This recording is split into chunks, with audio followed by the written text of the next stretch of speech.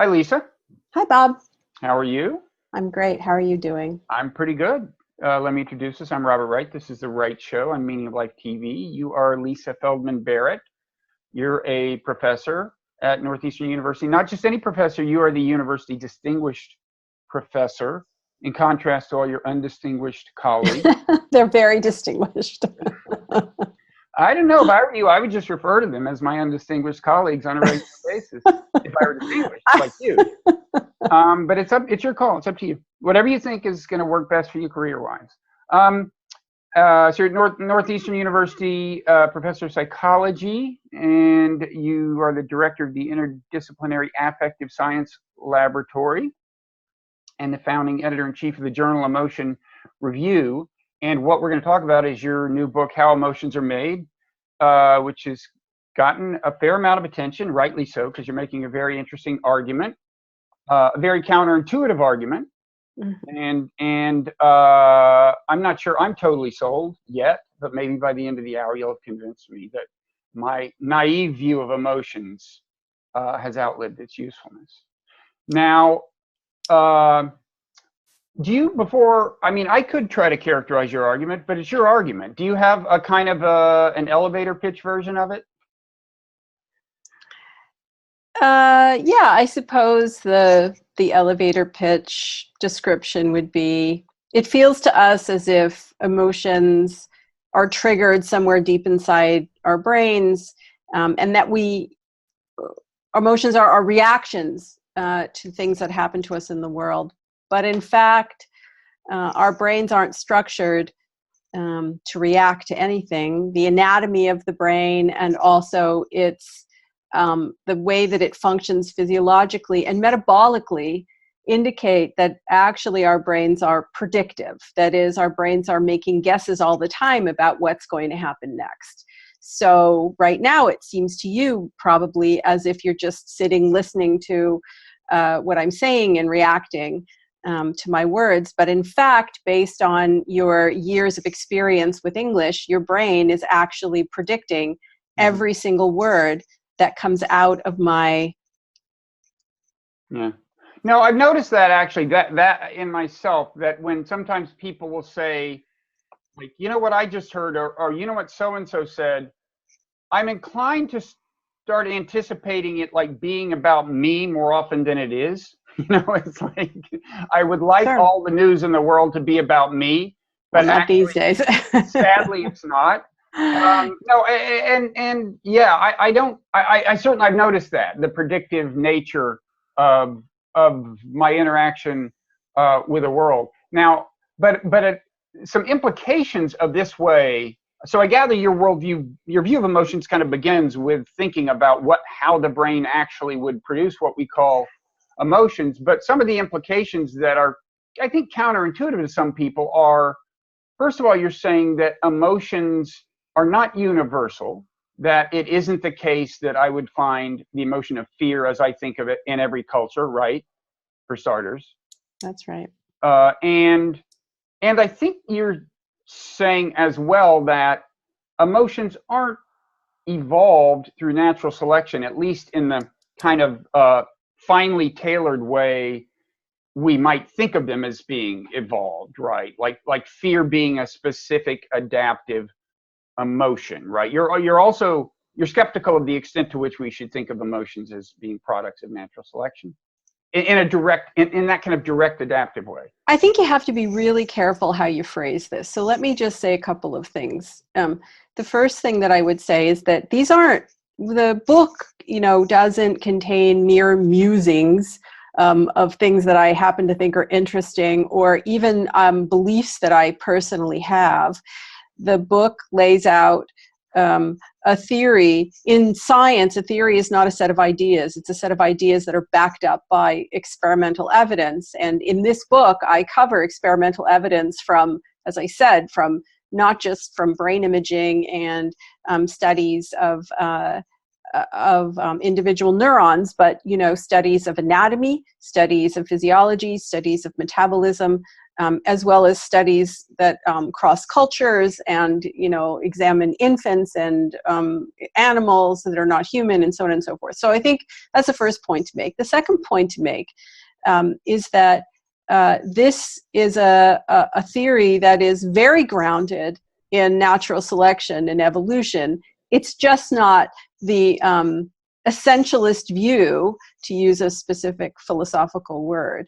It's not an evolutionary view which states that fear evolved for the purposes of detecting threat and keeping you safe. So in the book, I definitely discuss what I think of as probably the strongest evidence for what is evolved and what is adaptational in a human brain. But I don't think that emotion categories like anger, sadness, fear, disgust, and happiness are universal and evolved in the sense that they themselves are the adaptation. I think instead our brains evolved to have a set of basic ingredients that the evolutionary constraints or the natural selection constraints are on those evolved ingredients. And then those ingredients can be used to make lots of different mental states, including in our culture, anger, sadness, fear, disgust, and so on. And I'll just make one final point, and that is, really since the time that the science of the mind began, scientists began by taking common sense experiences like feeling angry or feeling sad or feeling happy in our culture and going looking for the place in the brain where those experiences are made. My view is a bit of a different view. I sort of start with the brain. I start with the anatomy and the functioning of the brain, and I ask the question, well, what kind of brain do we have as humans? And given that we have this kind of brain, what kind of emotions can it make, and how does it make them? Mm-hmm. Okay, so now you used one kind of technical term there, adaptation, and by that I guess we mean, something like a piece of organic machinery that exists because in the past it contributed to the proliferation of genes. You might say it's designed, in quotes, by natural selection to do something. And you're saying that the emotions per se, I mean, obviously they are a product, I think you say they're a product in some sense of our evolved nature and of adaptations. You're just saying the emotions per se we shouldn't think of as these designed to be functional things. Here's what I'm saying. The human brain, I don't know that I would say that natural selection designs anything that makes natural selection sound slightly more intentional than it actually is. But we can use that language, air quotes, right? Designed. What I'd say is that the human brain evolved to do what all brains do, which is to anticipate sensory inputs and make sense of them in order to act in a way to keep you alive and well, and ultimately to let you, let your genes make it into the next generation. So all brains do this. All brains are structured to work predictively, to anticipate the sensations that are about to occur in the next moment, and then to prepare an action to deal with them.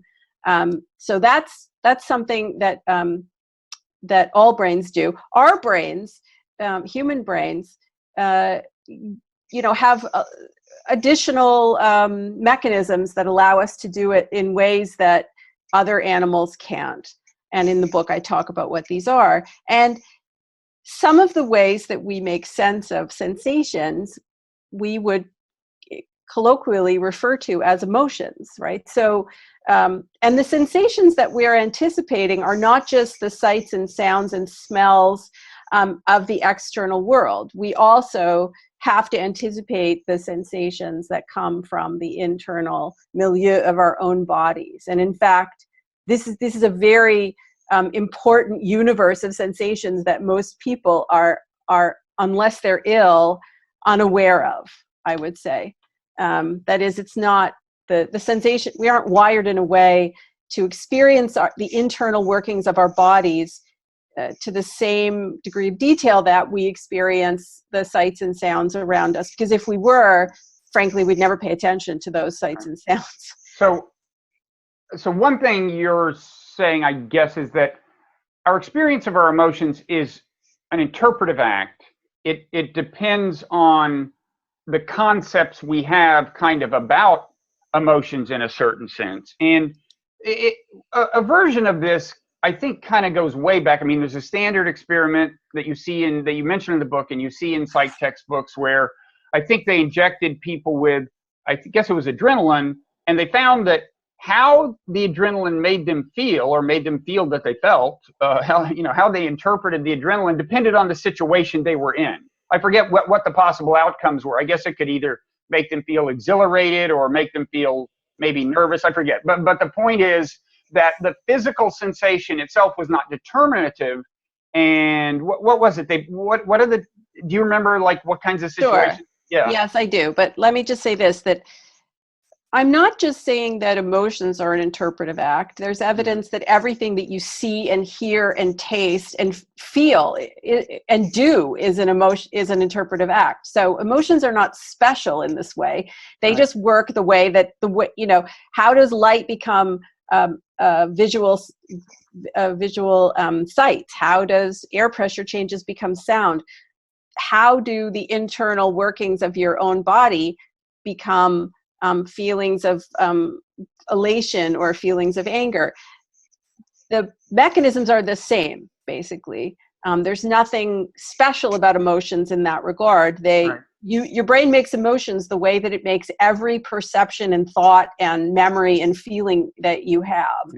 The experiment that you're talking about is a slightly fraught experiment, actually.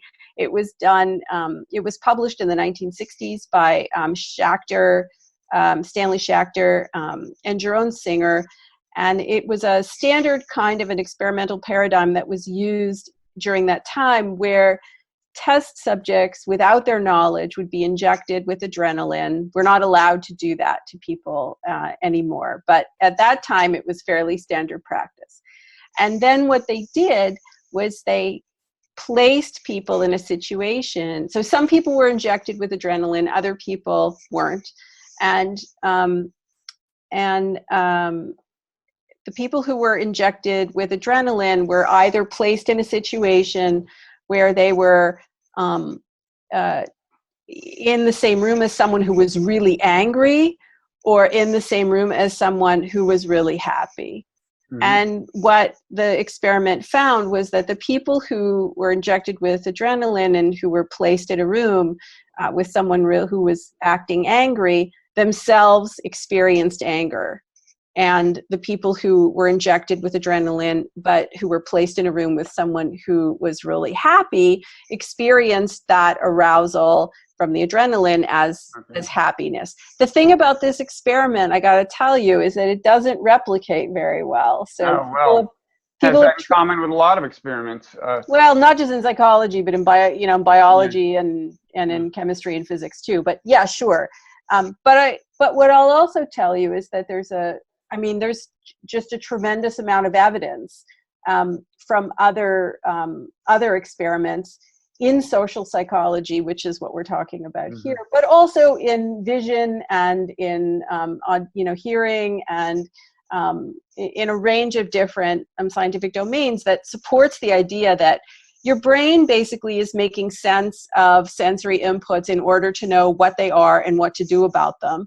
And sometimes your brain makes sense of sensations as a thought, and sometimes as an emotion, and sometimes as a memory, and sometimes as a belief, and so on and so forth. Okay. Well, let's take some, I want to get back to the various, the kinds of evidence that led you toward this worldview, but let's, to try to put some flesh on this, talk about some examples you give in the book, emphasize the extent to which you think emotions are kind of concept dependent. So let's see, there's the time you're okay, there's a word I think is is it Dutch? The idea that the comfort and coziness. The word refers to the comfort and coziness and togetherness of being at home with friends and loved ones. And you say you were with I guess a Dutch friend, if I've got this right. She explained the word to you, and you say, quote, once she explained it to me, I immediately experienced it. Now, so you're saying, you're saying you were not feeling the feeling of the coziness of being with a friend until she spelled out the concept? No, what I was saying is that your brain, so it's not just emotions that are concept dependent. Every experience you have is concept dependent. The example was meant to illustrate that your brain has this capacity to, when it's making concepts for the purposes, concepts are like the guesses that your brain is making about upcoming sensations that you're trying to predict, your brain's trying to predict and therefore deal with. And your brain has this capacity which is called generativity. And this word means that your brain can mix and match past experiences to come up with new combinations, new conceptual combinations that you have never experienced before.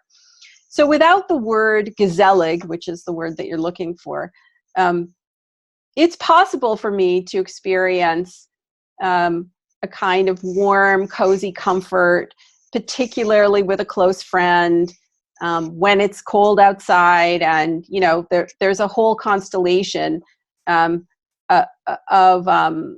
features to that experience, which without the single word takes me 15 minutes to describe to you. I'm exaggerating, but maybe takes me a few minutes to describe to you, because I want you to be able to understand all the things I'm feeling, and I don't have a single word to communicate it with to you. I have to try to get your brain to do the same kind of conceptual combination that my brain was doing. But in Dutch, there is a single word that captures many of those elements. So all I would have to do is say a single word, and that communicates to you all of those features in a very efficient way. And not only that, but it's easy. It's simple to teach that concept, and therefore that experience to other people, like to children. Okay, but having the feeling is not contingent on first conceptualizing it and categorizing it, right? Absolutely, it is. It is dependent on that. You're not categorizing the experience, you're categorizing the sensations. So if you... at a conceptual abstract level, in other words... I don't know what you mean conceptual abstract level. You're using a colloquial notion of what it means to say what a concept is. Concepts aren't abstract in the way that you, I think, mean them. Well, okay, let's take an example that you also mentioned that's more familiar to people, the German word Schadenfreude, which means taking, finding happiness or delight or something, taking joy in the misfortune or suffering of your enemies. Now, I would have thought, first of all, that's the kind of thing that it's certainly not implausible to think that would be part of a kind of an adaptation, after all, enemies are the people you want bad things to happen to for reasons that might have been related to genetic proliferation in the past. But at any rate, the way I would have thought of this is, and you say in the book, you don't have to have heard the word Schadenfreude to experience it, okay, but just to get clear on what would have had to happen to experience it, I would have imagined that if you took like a toddler, like 3 years old or something, there's somebody who's been tormenting them on the playground, and then they see that kid slip on a banana peel and everyone laughs at them or whatever, undergo some misfortune. Even if this toddler has never had any kind of conversation with her parents about enemies or how we should feel or any of this, I would think, I think this would be a common view that you're maybe arguing against. I would think that toddler would feel good about the misfortune of the enemy. Now, you're saying that toddler will not, because it hasn't been kind of socialized into it, or what? Well, I think you're confusing words and concepts, first of all. And second of all, you and, probably many of us before we know the science are assuming that toddlers have mental states that are like adults. I don't know any 3-year-old who conceives of an enemy in the way that an adult does. That's something that's learned. Right, but let me just sort of explain. Let me respond to your question. So 3-year-olds, assuming that a 3-year-old has a concept and can make an instance of anger, and assuming that they also feel pleasure, which they do from birth, that part is baked in, that not happiness, but pleasure, then it's possible for a 3-year-old's brain to do conceptual combination and make an instance of pleasure at somebody else's misfortune, which is what Schadenfreude is. It doesn't require that the person is your enemy. It just requires that that person maybe harmed you in some way, or maybe you don't like them very much, but maybe you've been angry at them in the past. But feeling pleasure at somebody else's misfortune, the only conceptual apparatus you need to be able to make is pleasure and an experience of misfortune. If you can combine those, then you can feel Schadenfreude even without the word. But what you can't do is you can't communicate it very easily, and you can't. It's very effortful and therefore metabolically inefficient to make it. Whereas if you know if you know the word, then your brain is very efficient at making the instances of the concept. What I also need to point out to you, though, is that your use of the word concept, or your understanding, your concept of a concept, is a kind of a common sense view that many people have. But in science, scientists have been studying what concepts and categories are for decades now. And one thing we know for sure is that concepts aren't abstract in the sense that I think that you're meaning them to be. So if you, for example, can hear the sound B as B, you have a concept for that sound. Mm-hmm. If you didn't have a concept, you wouldn't hear those acoustics as the letter B. I mean, so concept, category. So it's just a kind of perceptual construction in that case, a perceptual category that certain things fall into. Well, let me just say it this way. A category traditionally is a group of events or objects or items or people, but a group of things that are all similar in some way.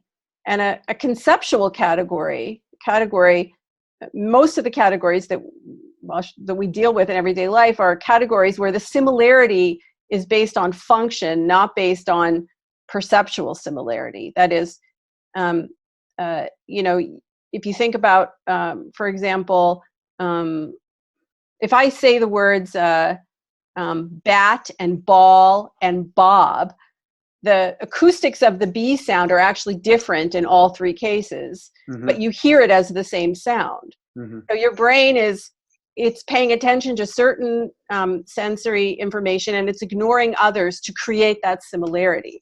If I say to you, what about the category of all the things that you can use to protect yourself from the rain?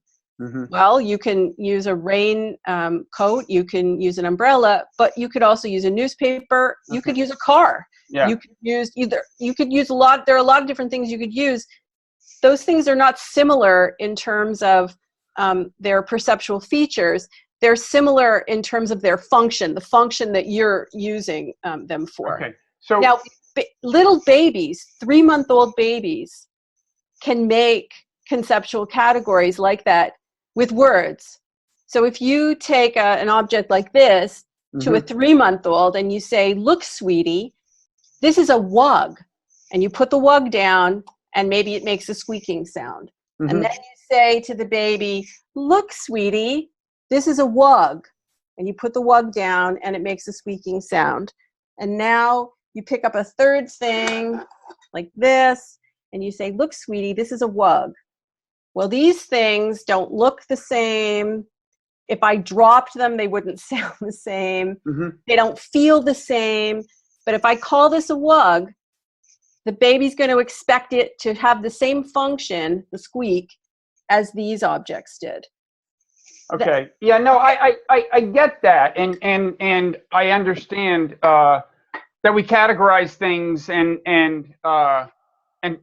so on. But just to make sure I understand, to get back to my toddler, I mean, you said that the toddler, you emphasize things that a toddler actually probably wouldn't have a concept of, I think. I mean, and I'm not saying a toddler has a concept of an enemy. I don't know. I mean, look, toddlers act as if they identify friends and enemies. They act that way, okay? Behaviorally, they do.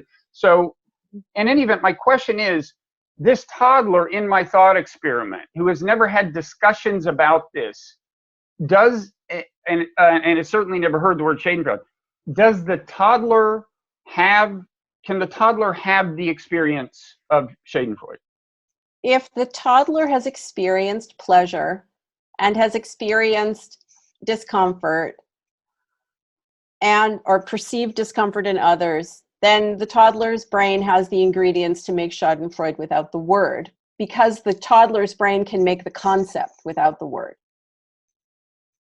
Well, and so, yes. If that's the case, then I guess I don't understand why you spend a lot of time arguing, I think you do, that emotions are socially constructed. If in that case, it actually isn't dependent on any kind of consensus view that the toddler has been exposed to. But the toddler has been exposed to consensus views since the day it was born. All infants are exposed. Well, how has consensus views since the day they're born? Well, fine, but how has the consensus view shaped this Schadenfreude in this? Because in the thought experiment, there hasn't been any explicit discussion of it. The toddler doesn't know how other toddlers feel in circumstance. So how has this particular thing, the Schadenfreude, been socially constructed?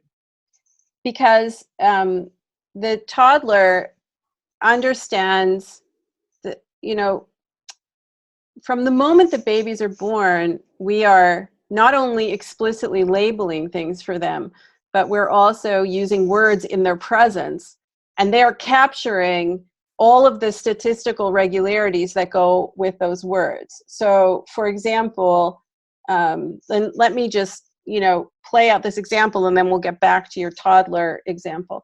When my daughter was 7 months old, so this is way before she, would conventionally have language.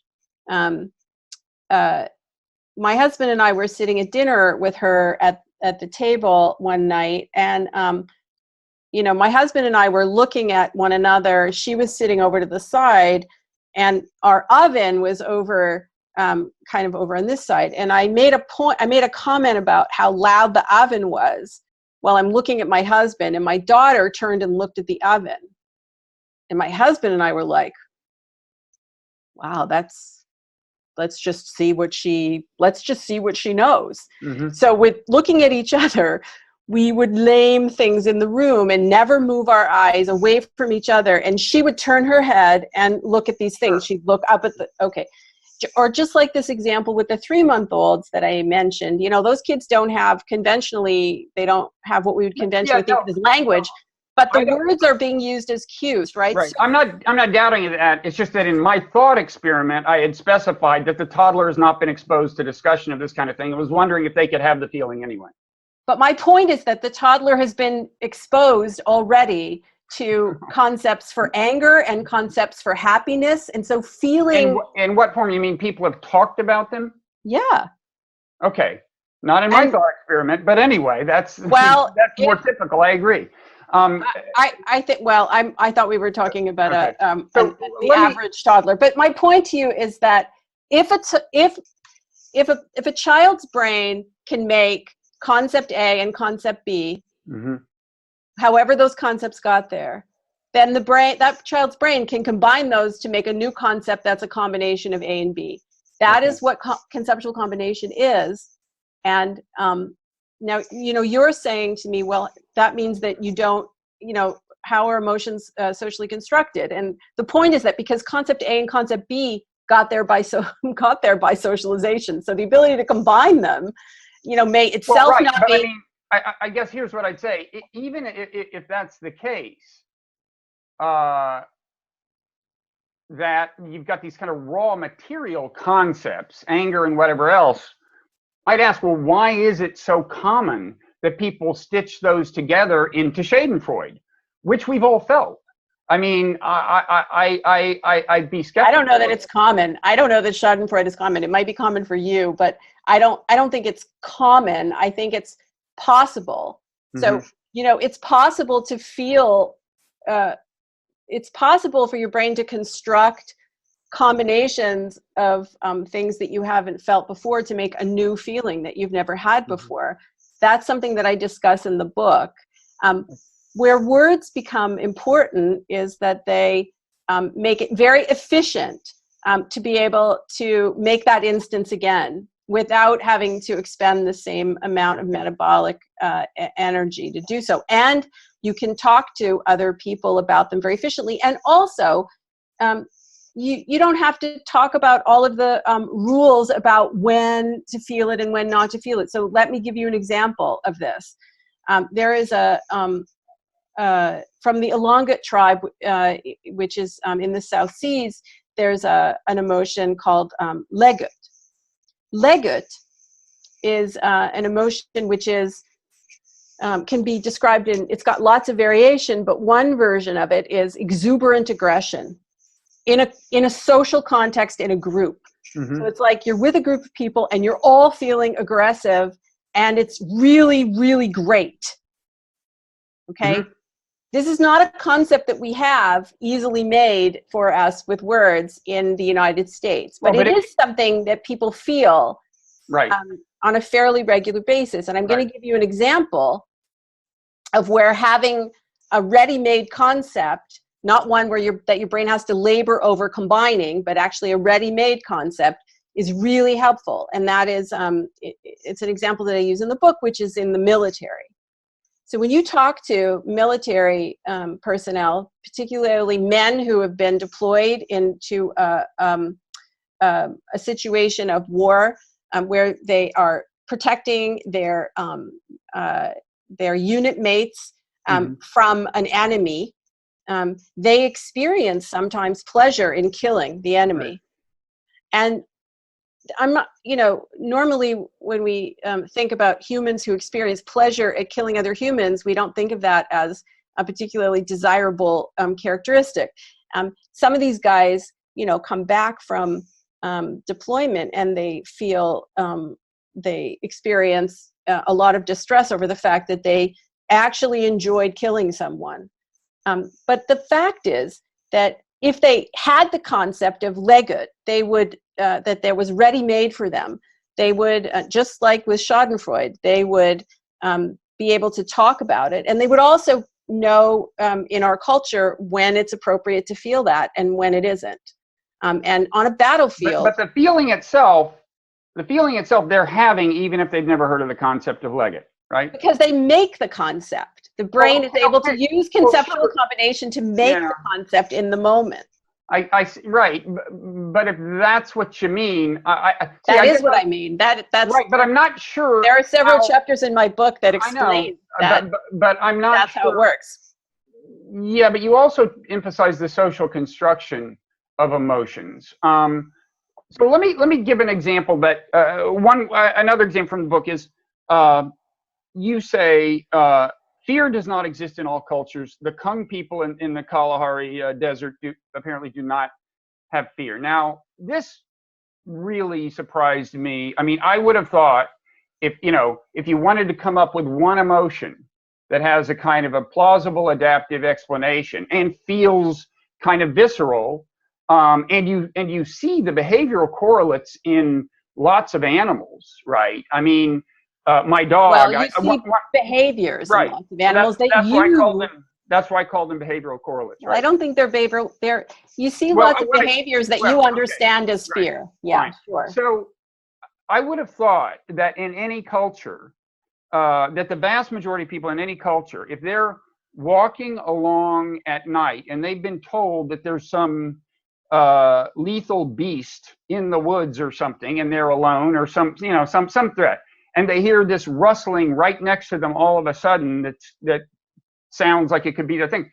I would think that a lot of people in every culture have the feeling I identify as fear, which of course is correlated with certain physiological responses. You're saying that the Kung do not have that? That would not happen in that culture? What I'm saying is that first of all, that fear as a category is associated with a lot of different physiological patterns, not just the stereotype which you are identifying. And similarly, the physical pattern of the stereotype can be associated with other mental states. So what I'm not saying that people don't have people in that culture don't have that physiological pattern. I just don't think they would make sense of it as fear. In the same way that Tahitians don't experience loss as sadness. They experience loss as a completely different experience, right? So the physical sensations associated with losing a child aren't sadness. For them, the experience is more like a sickness, like an illness. That's what they feel it as. Now that's the feeling that in the book you characterize it with a few adjectives, right? And I think two of them are fatigued and unenthusiastic, right? And that struck me. If you take fatigued to mean kind of low energy and unenthusiastic to mean what it means, those things actually I thought of as characterizing sadness. Yes, for you they do, and for me they do, but not for the people of that culture. Well, no, but I mean, but those things characterize what you said is their response to loss, as I recall. Well, what their experience of loss of a child, for example, would be, more like, they would experience it more like a physical illness than like a mental state of sadness. Okay. In the same way that you can feel a tug in your stomach, and that tug, that exact tug, your brain can make that into a feeling of disgust, or a feeling of hunger, or a feeling of longing, or a feeling of anxiety, Sure. It's not that the physical sensations are similar. It's that exactly the same physical sensation can be made sense of as many different emotions, depending on the context and the concepts that you have available to you. Sure, but to get back to fear, if the context is, as I said, you're walking, there's a threat somewhere in the bushes, you hear the rustling, that context is going to steer you in an interpretive direction. And I just want to be clear.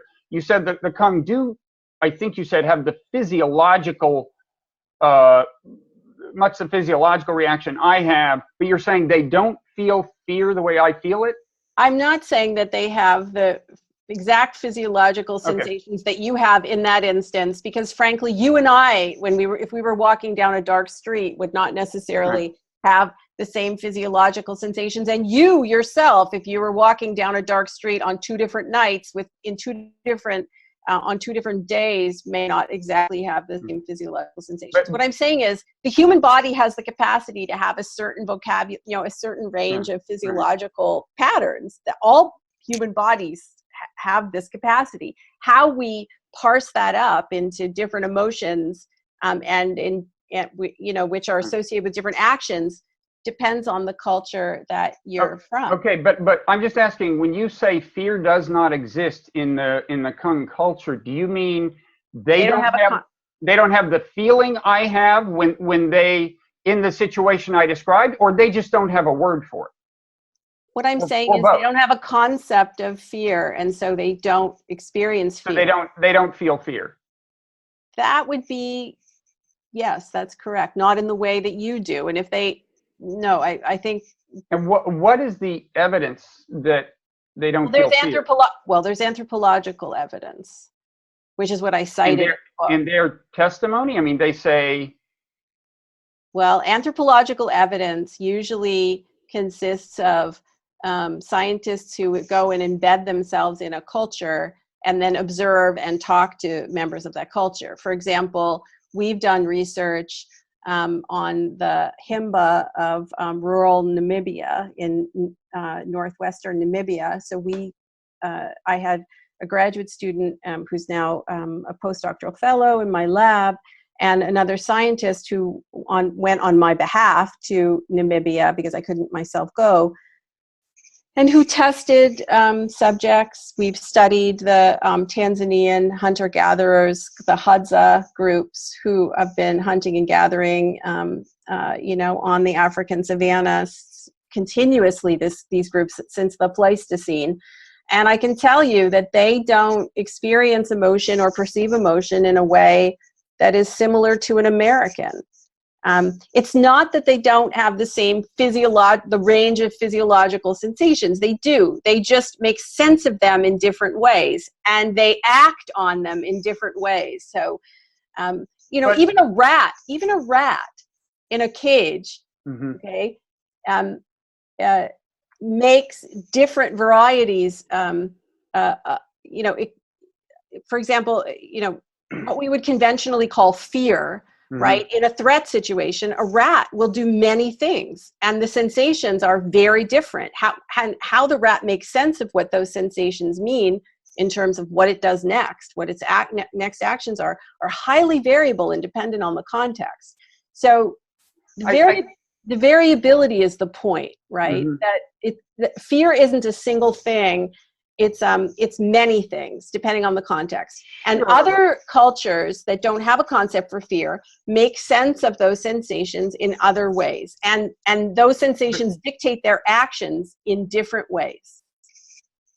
Well, but I would think they flee roughly when I would flee. You don't know that. Maybe they stand and fight. Maybe they're vigilant. Maybe they, just like rats do many things. I mean, we're all capable of both, depending on whether we think the threat is vanquishable. But I'd be surprised if there's a culture that faces a foe of overwhelm. Anyway, I guess one thing I'm asking is, I had taken your argument to be that like how we feel depends on the concept. And by the way, I'm actually very sympathetic to the idea that we can change our experiences by reinterpreting the sensory data. I mean, I just wrote a book about meditation, which is very much about that. I'm not questioning the power of reinterpretation, but when I guess I had taken you to be saying that how emotions make us feel, how emotions make us feel just very routinely depends on concepts that are in principle malleable, and that is, and then so when you say that the Kung don't feel fear, I'm just wondering kind of how in principle you would know that. I mean, it's one thing to say they don't talk about it the same way, and even the example from I guess it was Polynesia, where they use a word that means illness to refer to the feeling they have after loss. Well, of course, we use words metaphorically, and sometimes the metaphors become embedded in the words. But sure. How in principle do you know that the Kung aren't feeling what I feel, is my question. As a methodological question, Sure, how do you reach the conclusion? Sure. So here's how I reach the conclusion. First of all, I would say emotions don't make you feel anything. They are your feeling. They don't make you feel anything. They're not something separate from feeling. But here's what I would say, and what I do say in the book. One thing that I show is that all experience is concept dependent. All experience is concept dependent. You have to understand what a scientific notion of a concept is for that statement to make sense, but that's what I explain in the book. And so emotions as experiences are no different from any other type of experience, which is concept dependent. Now, if you can demonstrate that a culture doesn't have a concept, then you can infer using logic that they wouldn't normally, or under typical circumstances, be able to experience that emotion if they don't have the concept. Now, is it possible? Because they don't have a word for it, and they don't teach it to their children, And so the children's brains don't become, those concepts aren't bootstrapped into those children's brains the way they are into our children's brains. Now, is it possible that occasionally they might construct, using conceptual combination, an instance of a concept that would be structurally similar to our concept of version of a concept of fear? Sure, absolutely. If you have the ability to make concepts, then you also have the ability to combine those concepts in novel ways. So, I think in the book I was pretty careful about saying what I was speculating about and what I was claiming based on scientific evidence. And so based on scientific evidence, we know that the Kung don't have that concept. I'm not saying that they don't have the range of physiological patterns that we have. What I'm saying is they don't make sense of them in the same way. And I'm also saying that if you your book on meditation should be something I think that's familiar to you, which is that if you could dissolve the concept, if you could deconstruct the concept, deconstruct your experience and remove the conceptual elements and just experience the sensations, I would say, then you're also not experiencing fear. You might be experiencing a racing heart, but a racing heart in and of itself is not fear. No, it is possible through meditation to change your relationship to something like anxiety such that it doesn't feel like it did before and isn't making you suffer. That's possible. My own feeling is that, first of all, it takes a lot of work to get to that point.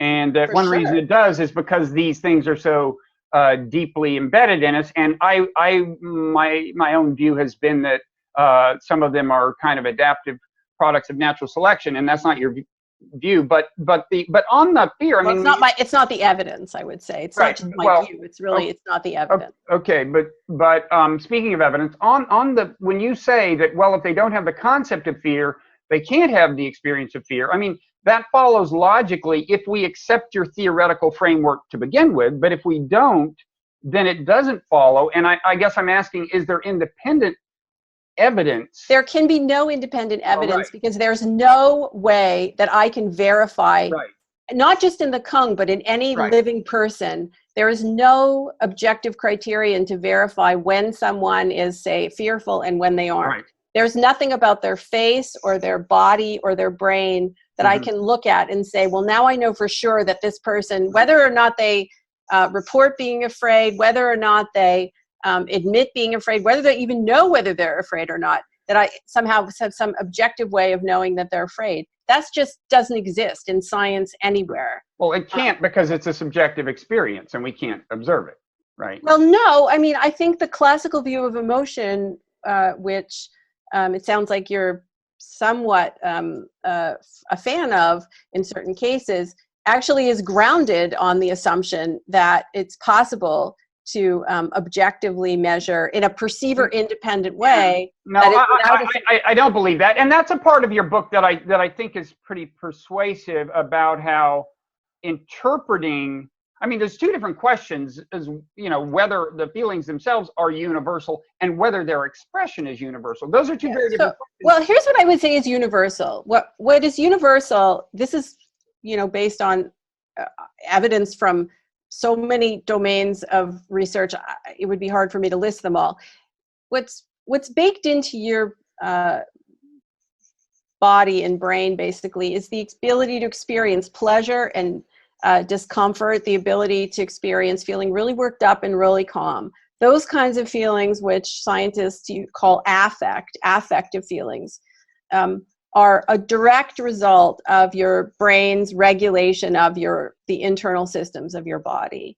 And everybody, barring illness, has the capacity to have those feelings. And they are not features of emotion per se. They are features of consciousness. They're properties of consciousness. So your brain is always controlling your body, and the sensations from your body are always being experienced as affect, unless there are some things that you can do to try to make that not happen. But I don't think we're going to have time to discuss what those so are. kind of raw affective tone is not constructed in the way emotions are constructed. That's correct. That's correct. And also, you know, you could also say that other animals also have what we would consider to be raw affective feelings. I'm glad you mentioned animals, because I was going to ask about my dog. Now, I've always assumed, as I said, I have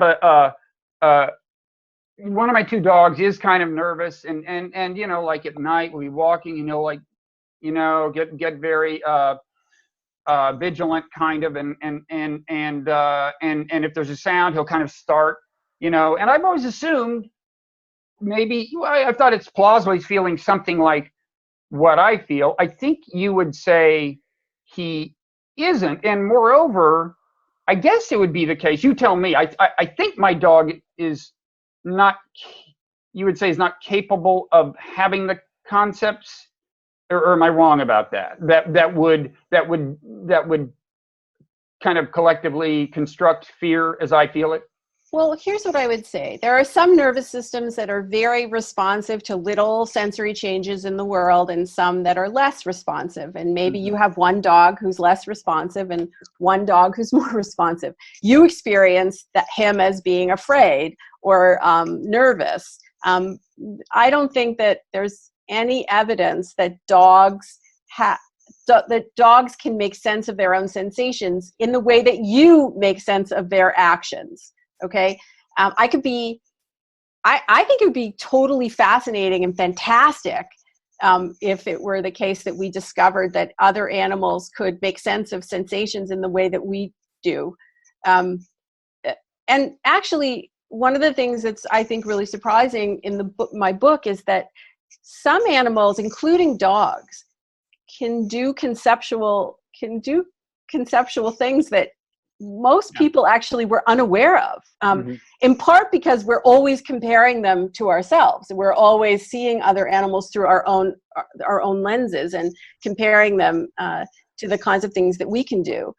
But in fact, you know, it's very possible that other animals can make sense of their sensations in ways that we are unfamiliar with, that we are unaware of. So I guess what I would say is, I'm not saying that other animals are conceptually unsophisticated. I'm saying that that we make sense of our sensations, including our sensations of what the sights and sounds that come from them. We make sense of those sensations in a particular way that there's no evidence right now that there are any other animals on the face of the earth who can do what we can do with words to make, you know, what you would call abstract concepts. That being said, there are some animals that come really close. And also, it's possible, as I say in the book, that if we stopped looking at other animals through, you know, human lenses, we might find that they make sense of their sensations in ways that we are unfamiliar with. Now, you can ask the question, well, okay, so, but do they feel emotions, yes or no? Well, that becomes like a philosophical debate, which is interesting, but it can't be resolved by science. You know, if they make sense of their sensations in a particular way, is it a concept, or, I mean, is it an emotion or not? Well, that sort of begs the question of, well, what is an emotion? And nobody agrees on the definition of what an emotion is. No scientist agrees. People who are not scientists debate about it. I don't think it's a useful question. I think what's useful is to ask, how are various animals making sense of sensations so to predict behavior, what they're going to do in the next instance, and asking questions about where are the similarities and differences across different species is a super interesting question. Yeah. I mean, I you know, so the whole field is riddled with this problem that we can never look inside an animal other than ourselves and directly experience their subjective experience. Let me I know you've got to go soon. Let me just bring up one other subject, because there's a lot of dimensions to your book that we haven't gotten into, including what you see as the social implications, you know, for law and so on. So there's a lot of things we could have talked about. I wanted to mention one distinction that occurred to me. As I said, I think you make a good case that the expression of emotions, for the most part, is not a universal thing. I mean, people can express a given emotion in a variety of ways. There may be cultural differences. And for that matter, a given facial expression, especially frozen in a photograph, could mean a lot of things depending on context and what the person is going to do next. But a distinction that occurred to me in kind of evolutionary terms is between what you might call the, say, original evolution of an emotion. Let's take something like anger or rage and just provisionally accept what you might consider the naive view that it evolved as part of a physiological complex that motivates an animal to attack somebody who has attacked it or whatever. Just accept that. Let's stipulate that. There still is the secondary signaling function. So that once it becomes known that people in your species who are enraged may attack you, then exaggerating your rage could, in theory, make adaptive sense as a way to intimidate people or a way to send a signal as to just exactly how angry you are and so on. So you've got, in principle, these two separate functions, one of which is signaling. And I would expect the signaling function, even if the emotions themselves were universal, I would expect the signaling function to, in principle, come to differ significantly, say, along cultural lines. There could be different, kind of cultural evolution in different cultures that led to differences in the expression, the conventional expression of emotions. Does that make any sense to you? Well, it's a nice story, and sure, it's a story that makes sense. But as a scientist, I would have to ask the question, does the evidence support it? And I think that some of your stipulated assumptions are flawed. If you have a rat who engages in defensive aggression, which basically means it's like it does like it kicks up its bedding and tries to attack another animal. Is that fear or is that anger?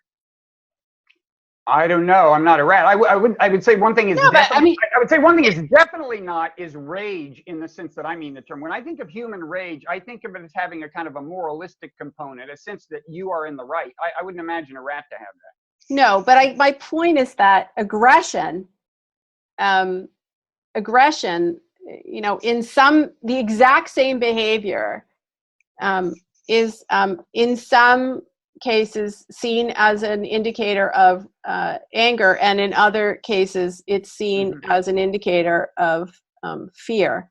And when it's exactly the same behavior and exactly the same physiological pattern in the rat.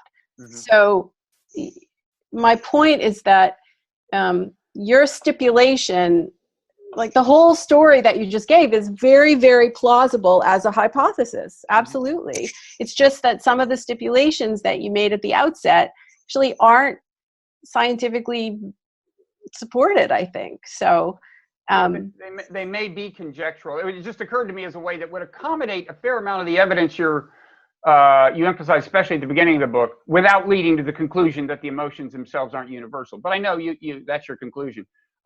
It's not. My conclusion isn't based on the fact that expressions are variable. I understand. Because expressions are variable, I don't therefore assume that what you would say, the emotion themselves, as if the emotion is somehow separate from the expression. That's a very conventional way to understand what an emotion is.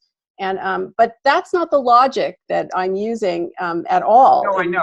I mean, you emphasize, for example, that it's not so clear as people once thought it was that there are really highly consistent biological fingerprints for given emotions. Like if you look at what's going on in the brain or in the there isn't that kind of uniformity. I know there's a lot of different things I don't want to trivialize your argument. You're bringing a lot of different things to bear. So is there anything in closing you want to say, just anything at all by way of addressing either standard misconceptions or grand summing up or anything? No, I mean, I guess what I would say is that, I came to this theoretical framework over a 20-year period, when, um, the when the evidence just wasn't adding up. I didn't start off as somebody who was interested in emotion. I didn't think my whole career would be about the nature of emotion. I guess what I would say is that what I tell my graduate students, actually, which is, when you read something in the paper or in a book or in a scientific journal article, when you read something and you think to yourself, this is just bullshit, right? That's the moment where you have to you have to realize that something that you have read has just violated a very deeply held belief that you have, which is why you don't believe it. Mm-hmm. Similarly, if you read something and you think, absolutely, this is like obviously true, you should stop and think for a minute, because what it means is that you've just read something which confirms a deeply held belief that you have. And both of those things are traps for a scientist. What you want to do is you want to take your deeply held beliefs, mm-hmm. and you want to hold them out as hypotheses which are testable, mm-hmm. by data. And I think that, when it comes to emotions are part of the narrative of who we are as people, as a species. They're part of our theory of who we are, what it means to be a human, and what human nature is like. So it's very fraught. It's fraught right from the beginning, because we have a lot that's invested in any particular theoretical view. And so what I try to do is just try to catch myself in those moments and try to maintain what I would think of. You were familiar with the concept of equanimity. I would try to maintain some equanimity, mm-hmm. in the sense that you want to be persuadable by evidence, and you want to be curious about what the answer is, instead of foreclosing, because it feels good, or because you're trying to avoid pissing yourself off. I guess for me, that's the bottom line in all of this.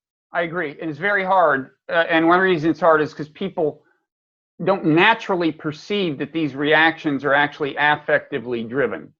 The either attraction to an idea or rejection of an idea. And I think meditation can make you a little better at perceiving that. Yeah, I agree. Not to say I've mastered it, but anyway, thank you so much. I've been listening to the audiobook, so all I can do is hold up. Maybe you can hold up a copy of the book. All I can do is hold up that. I don't actually have a copy of the book. Okay, well, the jacket looks like this. It's a nice jacket. So thank you so much, Lisa, and good luck. I hope people keep talking about the book as they are now. Thank you, and good luck with your book as well. Thank you so much. Take care. Okay.